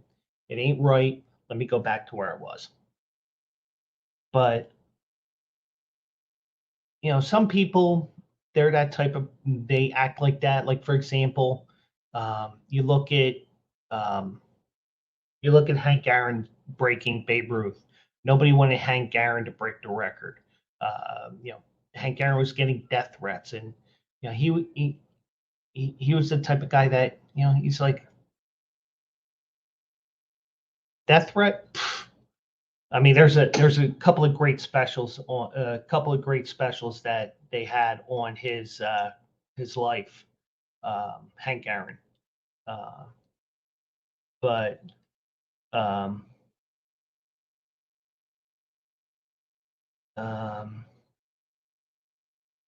And also, Davis said, but there's nothing to hold my head down about. I still feel like I'm the best scorer in my generation, especially finishing number 2 behind him. Now, here's the thing, and this is the point that I'm going to make here. And, I don't say anything in regards to the, about not getting into the CBI. I'm not worried about that. If he was going to go there, it's out of my control. They want him in there. They want him to break that record. Fine. But the CBI is a pay-to-play tourney. It isn't like the NIT where you're invited into the tourney, or you're North Carolina and you're higher than thou and say, hey, NIT, here you go. We ain't playing. Like, for example, Villanova, they could have did the same thing because they won 2 national titles in the last 6 years. They said, you know what? Let's play in this because a bunch of our guys did not get a chance to play together. Let's see if we can make a run and build on this to next year. Kudos for Villanova if that was their thinking. They lost to Liberty. Villanova said, give me liberty or give me death. NIT said, okay, Patrick Henry, here you go. They didn't say that, but a little fun thing I like to say. So my point is, your team was 14-19. You should not be in a postseason tournament. And it bothers me to no end that a team that is that far under 500 does not get into the NCAA tourney. Now, I'll let you know when, or any postseason tourney for that matter. Now, I did see that there was an article, and it was approved by the NCAA. I don't know when it's going to be expanded, but this committee suggested that the NCAA expand their playoffs to 25% of the teams that play that sport. So, for example, there's 363 teams in Division One this year. You're going to lose Hartford. They're dropping to Division Three. I don't know who's moving up from Division Two. I think we may do a show where the rules that you absolutely hate, whether it's written or unwritten, because I know there was one thing that came up in Sunday's games that I'll, if I bring it up tonight, that's fine. If we wait till Thursday, that's fine too.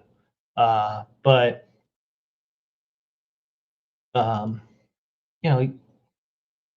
if you're 14-19, you do not deserve a postseason berth. But the one thing I would do is, if you're going to expand out, and 25% is essentially 90 teams, which is what the NCAA liked about this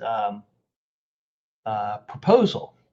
Now, I would go to 96 because it's nice and easy. It's 24 times 4.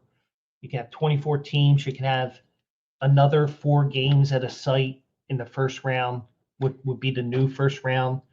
And then you would have your round of 64, which would be another 4 games. And then you would have 2 more games for the third round, which was the old second round, round of 32. I think what you do is, in order to get to make it more interesting, you have qualifications in place. So the one thing I would say, and this is something from when I was at Holy Family back in the 90s, and if my friend Chuck was here, he could attest to this.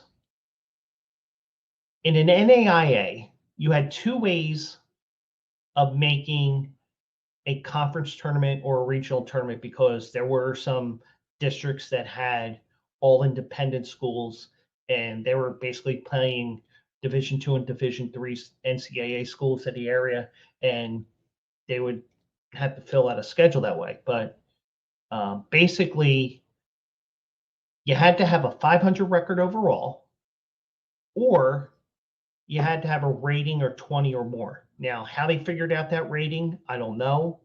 But basically, the 20 rating was basically meant that your win-loss with your strength of schedule, it proved that you belong in this tourney.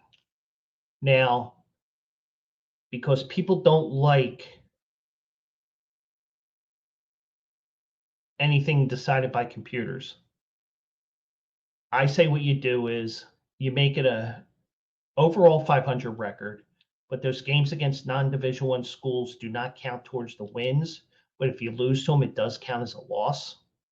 But the other twist is, you have to have a 500 record in conference. Now, I believe, and I'm going to check this here real quick, because I think that this was a point that I made when I mentioned this originally.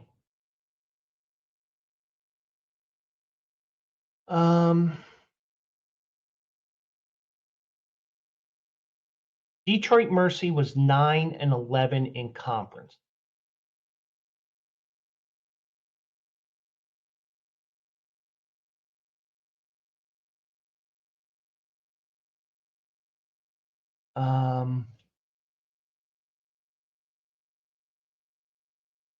Okay. So I had to take a look at their schedule here. Their last regular season game before the conference tournament, they lost. They were 9-10 going into that final game.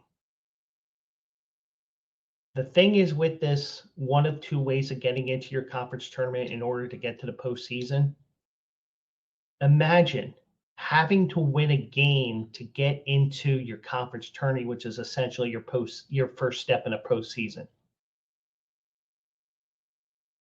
Everybody says, "Oh, you're watering it down. You're not doing this right," and blah blah blah. Guess what? You have these qualifiers where you have to get a 500 record overall, or you got to get a 500 record in conference. Guess what? Detroit Mercy, if we had those rules, would have been trying to get into the playoffs, having to try to get into their conference tourney.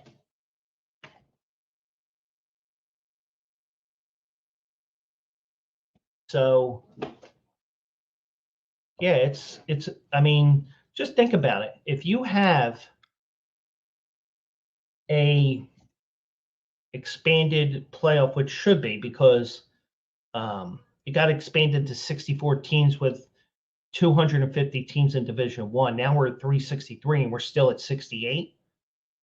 You know, we haven't been expanding with the number of teams that we have, but if you think about it, you can have a 96 team tourney, still have all the excitement of March Madness, and just have a lot of fun, and you will make it worth the team's while to earn a berth, because there's probably about 200 to 210, 215 schools that would qualify for postseason tourneys, be it the conference tourneys. And there's enough there for the NCAA and for the NIT, because you would have 128 teams there. Now, the question is, are you trying to force out the CBI and that new tourney, the college hoops postseason 8? Yeah. They're also ran tourneys. They're not affiliated with the NCAA, even though those schools play there. You could basically say, well, guess what? You play those tourneys, you're not going to be in the NCAA, or whatever they would do. But, they still let them play. So,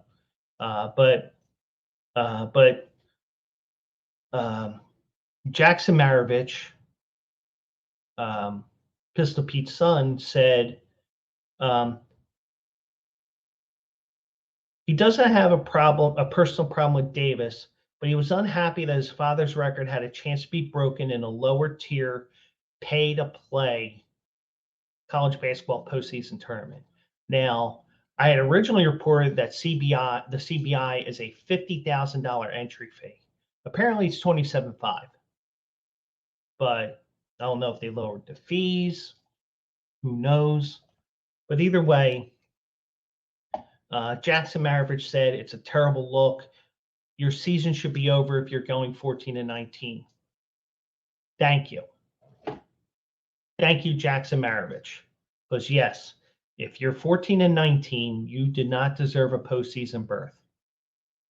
Maybe if you're like a team like out of the SWAC or even the Northeast Conference where FDU was.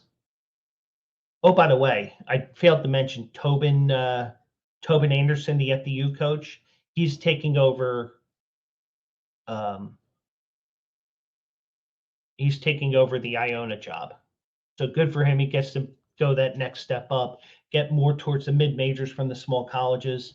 And guy who's worked in college basketball his whole career and gets a pay boost, gets a little more security, gets a little bit more television. Good for him. But in terms of Antoine Davis, he's an idiot. You're 14-19. The problem is your school bought into this tourney a couple of years ago with a losing record. The CBI is a joke. That it's pay to play. and you have these teams that have sub 500 records playing for a postseason tournament that should not even exist, truthfully, in my opinion. And if there was ever a time that you should get away with collusion, it's right now when you got these bullshit tourneys that are pay to play, and who knows if the schools even get paid for winning a championship, a bullshit championship, even though those schools would gladly hang a banner, because guess what? Even though it's a minor trophy, it's still a trophy. But just the fact that Antoine Davis is saying that he's upset about it, he feels like he got cheated out of something. No, your team sucked. Plain and fucking simple. Your team sucked. Thank you. Goodbye. Go to Europe with your pro career or wherever you end up. But anyways, had to get that off my chest a little bit there, because I did want to mention that he is in the wrong here. He did not deserve that berth. His school did not deserve a berth, and hopefully the NCAA, if they do expand with these qualifiers. Yeah, it's going to fuck over the conference tourneys, but guess what? The tourney that does the conference that does it best is the Ivy League, because it's the top 4 teams. You're always going to have a 500 team in conference playing in the tournament. So you're going to have schools that have that double that qualifies one of those 2 ways that I would wish that the NCAA would have here, so that it isn't some bullshit 14 and 19 team or worse, like a Texas Southern who got into the NCAA tournament because they won their conference. Guess what? You're 14 and 20 or whatever you were at the start of the conference tournament. If you're under 500 in conference, in a bad conference like that is, which got taken over by the NEC when the NEC was the worst rated conference, and Fairleigh Dickinson did not even win their conference. They got the automatic bid because Merrimack, with the bullshit rules that the 4-year transition window, Merrimack, you can't play in the tournament because you're transitioning. Whatever. The rules are bullshit. And Fairleigh Dickinson basically did what the Flyers do, which is fail forward. But you caught a team in Purdue, which was severely overrated. Duncan Dad, salute to him, because he called them out as frauds on my show last week. And I only had Purdue winning 1 game, so that wasn't that big of a loss to me in my brackets, even though my brackets are destroyed like most people's are. But it is what it is. So just to let you guys know, we are doing this every Tuesday and Thursday, 9:15 p.m. Eastern Time, 6:15 Pacific. Anywhere else in the world, I'll try to help you out with that, but I'm not good with time zones. I get confused with Arizona. Thankfully, Penguin AZ, who is here tonight, him and Play Action Reel do help me out a lot, because they understand that I get confused with Arizona time. But it does help that I am a horse racing fan, and when I'm watching FanDuel Racing, FanDuel TV, whatever the fuck they call it on my cable system, I do have an opportunity to see Turf Paradise on Mondays and Tuesdays. So it's like, okay, 3:55 there, so it's 12:55 there, 3 hours difference. Boom. But kind of like I told you guys a story where I had a layover when I was taking Southwest to Vegas. I had a layover in Phoenix. I purposely picked that route because once I get in the air, I'm fine. Don't have to worry about any snow or ice or bad weather. It's just that when I got to Phoenix and my phone might have reset when I was in the air. So I'm sitting there and I'm like, what fucking time is it? So that's why I'm so confused with Arizona time. I always have to ask them, are you 3 hours this time of the year or 2? So it's 3. They're on the Pacific time for this time of the year. So I try to keep track of that. And if they're watching after the fact, if I screw up, it's not on purpose. It's my Polish coming out. But I'm here Tuesdays and Thursdays at 9:15. The Friday show is audio only. It's the regular podcast I've been doing, audio podcast I've been doing for the last 2 or 3 years. And anytime I do a show here, it's going to end up as a podcast. And hopefully you enjoy it. Give you guys something to listen to, something to watch, something to think about. And that's what this is all about. I just want to have fun with you guys and just give some things to talk about and think about, and we'll go from there. But I do want to thank Play Action Reel and Mickey for joining me tonight. And special thank you to Mickey because we got to joke around and tell each other's teams that they suck, even though I did put that qualifier in there originally because, with the new baseball schedule, everybody plays each other. And we'll talk about baseball next Tuesday, probably, if not this Thursday. So got a whole bunch of things I want to talk about in the coming week or two. It's just a matter of how I'm going to schedule it because sometimes these shows are basically, let's talk about this, this, and this. And just the way it is. I do have ideas of what I want to talk about, but sometimes things overtake other things. So do want to thank everybody for listening tonight, watching live, watching on archive. Do appreciate everybody that takes an opportunity to watch and listen. Podcast will be up shortly. And then Thursday night, 9:15 Eastern time. I'll try to start right at 9:15. You'll get music at around 9:01, 9:02. We'll see what happens. So do want to thank everybody for taking the time here tonight, and hope to see you Thursday here on the Philly Guy Speaks here on nofilter.net. Philly Guy Speaks is part of the Bleacher Brothers Sports Network. Hit up all our great shows throughout the week as well. So do want to thank everybody. Hope everybody has a great night, and I will catch you Thursday night at 9:15 Eastern time right here on nofilter.net. This is Joe Quills. Good night, everybody.